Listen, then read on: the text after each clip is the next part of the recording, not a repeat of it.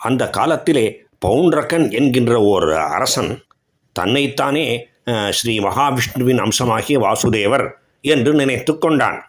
அந்த அரசனை சுற்றிலும் இருந்த சில மூடர்கள் அவனுடைய இந்த பைத்தியக்காரத்தனமான எண்ணத்துக்கு மேலும் தூபம் போட்டார்கள். இதனாலெல்லாம் பெரும் கர்வத்தை அடைந்த அந்த பவுண்டரகன் தான் வாசுதேவன் என்கின்ற எண்ணத்திலே மிதந்து கொண்டு இருந்தபடியால் உண்மையிலேயே வாசுதேவராகிய பகவான் ஸ்ரீ கிருஷ்ணரை ஓர் ஏமாற்று பேர் வழி தான் வாசுதேவன் என்று சொல்லிக்கொண்டு திரிகின்றான் என்று நினைத்தான். அதனால் அந்த பவுண்டரகன் பகவான் ஸ்ரீ கிருஷ்ணருக்கு தூது அனுப்பினான். அந்த தூதுவன் மூலம் எல்லோரையும் காப்பாற்றுவதற்காக இந்த பூமியிலே அவதரித்திருக்கின்ற வாசுதேவன் நான் ஒருவன்தான், வேறு எவருமே இல்லை. நீ, அதாவது பகவான் ஸ்ரீ கிருஷ்ணர், பொய்யாக என்னுடைய பெயரை வாசுதேவன் என்கின்ற பெயரை வைத்துக் கொண்டிருக்கின்றாய். மேலும் என்னுடைய அடையாளங்களாகிய சங்கு சக்கரம் முதலியவற்றையும் தாங்கியிருக்கின்றாய். அவை எல்லாவற்றையும் நீ விட்டுவிட வேண்டும், என்னை சரணம் என்று அடைய வேண்டும். இல்லை என்றால் என்னுடன் போர் செய்ய வேண்டும், அதாவது அந்த போரிலே உன்னை நான் கொன்று போடுவேன் என்று பொருள் என்று செய்தி சொல்லி அனுப்பினான். இந்த பிதற்றலை கேட்டு, பவுண்டரகனுடைய இந்த பிதற்றலை கேட்டு துவாரகாவிலே அந்த சபையிலே இருந்த அனைவரும் சிரித்தார்கள். ஸ்ரீ கிருஷ்ணரும் அவனுக்கு பதில் கூறினார். எந்த அடையாளங்களை வைத்துக்கொண்டு நீ இவ்வாறு பிதற்றிக் கொண்டிருக்கின்றாயோ அந்த அடையாளங்களை எல்லாம் நீ விட்டு விடும்படி செய்கின்றேன். நீ மரணத்தை அடைவாய், அப்பொழுது நீ நாய்களுக்கு சரணமாவாய் என்று நான் பதில் அளித்ததாக உன்னுடைய அரசனாகிய அந்த பவுண்டரகனிடம் போய்ச் சொல் என்று தூதுவனிடம் சொல்லி அனுப்பினார். மேலும் ஸ்ரீ கிருஷ்ண பகவான் ரதத்தின் மீது ஏறிக்கொண்டு காசி தேசம் சென்றார். அப்பொழுது அந்த பவுண்டரகன் காசி தேசத்திலே இருந்தான். ஏனென்றால் அந்த காசிராஜன் பவுண்டரகனுக்கு நண்பன். அந்த முறையிலே காசி சென்றிருந்தான் பவுண்டரகன். அந்த பொழுதிலே காசியிலும் இருந்தான். அதனால் பகவான் ஸ்ரீ கிருஷ்ணர் ரதத்தின் மீது ஏறிக்கொண்டு காசி தேசம் சென்றார். யுத்தத்திலே இறங்கினார். ஸ்ரீ கிருஷ்ணர் பவுண்டரகனை பார்த்தார். அவன், அந்த பவுண்டரகன், சங்கு, சக்கரம், கதாயுதம், சாரங்கம், ஸ்ரீவத்சம், வனமாலை, கௌஸ்துபம் போன்ற ஸ்ரீ மகாவிஷ்ணுவின் அடையாளங்களை தரித்திருந்தான். அதை பார்த்து பகவான் ஸ்ரீ கிருஷ்ணர் சிரித்தார். ஸ்ரீ கிருஷ்ணர் நடத்திய போரிலே பவுண்டரகனின் சைன்யங்கள் மாண்டு விழுந்தன. மேலும் பகவான் ஸ்ரீ கிருஷ்ணர் பவுண்டரகனுடைய ரதத்தை உடைத்தார். தன்னுடைய சக்கராயுதத்தினாலே பவுண்டரகனின் சிரத்தை, தலையை வெட்டி வீழ்த்தினார். எந்த அடையாளத்தை, சுதர்சன சக்கரத்தை போலி என்று பவுண்டரகன் சொன்னானோ அந்த அஸ்திரத்தினாலேயே அவனுடைய தலையை வெட்டி வீழ்த்தினார் பகவான். ஆனால் பவுண்டரகனோ எப்போதும் தானே வாசுதேவன் கிருஷ்ணர் என்று எண்ணிக்கொண்டு கிருஷ்ணரையே நினைத்து கொண்டு இருந்ததனாலே, அதை போலவே வேஷமிட்டு கொண்டு தான் கிருஷ்ணர் என்றே எண்ணிக்கொண்டிருந்ததனாலே அவனுடைய சகல பந்தங்களும் ஒழிந்து அவனே பகவத் ஸ்வரூபியாக ஆனான்.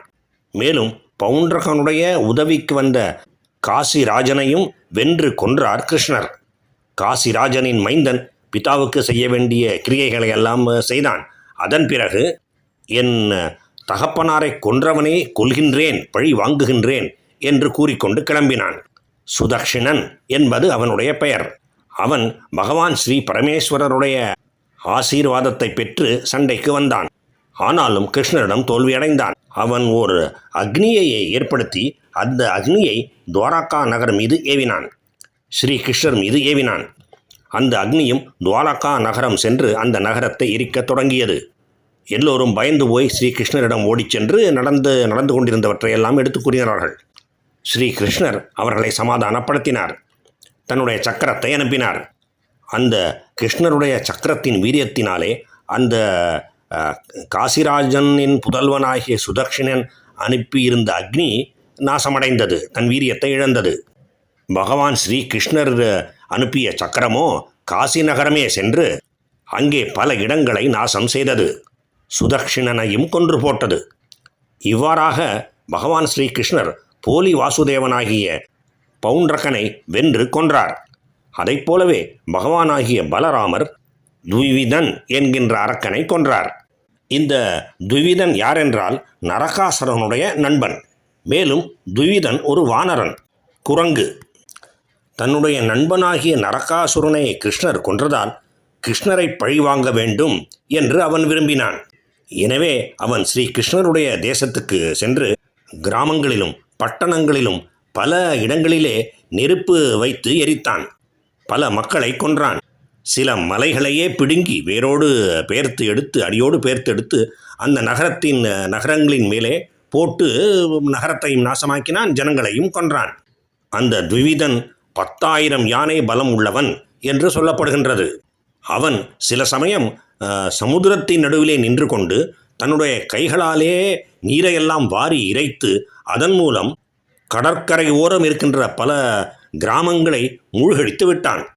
இப்படி எல்லா விதமான துஷ்கர்மங்களையும் செய்து கொண்டிருந்தான். இவ்வாறாக இங்கும் அங்கும் சென்று கொண்டு ஒரு நாள் பலராமர் இருந்த இடத்திற்கு வந்தான். அங்கே எல்லா விதமான வானர சேஷ்டைகளையும் செய்தான்.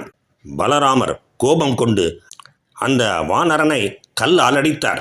அது அப்படிப்பட்ட கல்லடி அந்த வானரனுக்கு எந்த விதமான உபத்திரத்தையும் ஏற்படுத்தவில்லை. ஏனென்றால் அவன் மிக்க பலசாலி. எனவே அவன் சிரித்தான். மேலும் அங்கே இருந்த பெண்களின் உடைகளை எல்லாம் கிழித்தான். இதையெல்லாம் கண்ட பலராமர் மிகுந்த கோபம் கொண்டு தன்னுடைய ஆயுதங்களினாலே அவனை அடித்தார். ஆனால் அவன் அதையும் லட்சியம் செய்யவில்லை. தன்னுடைய கைகளாலே பலராமருடைய மார்பிலே குத்தினான். இறுதியிலே பலராமர் தன்னுடைய ஆயுதங்களை எல்லாம் கீழே வைத்துவிட்டு அந்த வானரத்தின் த்விவிதனின் கழுத்தை கட்டிக்கொண்டு அதை இறுக்கி கழுத்தை நெரித்து கொன்றார். அந்த வானரன் இரத்தத்தை கக்கிக்கொண்டு மாண்டு போய் பூமியிலே விழுந்தான். அவன் விழுந்த வேகத்திலே அந்த இடமே நடுங்கியது. அங்கே இருந்த மரங்களும் நடுங்கின. பகவானுக்கும் பாகவத புராணத்துக்கும் பக்தர்களுக்கும் நமஸ்காரம்.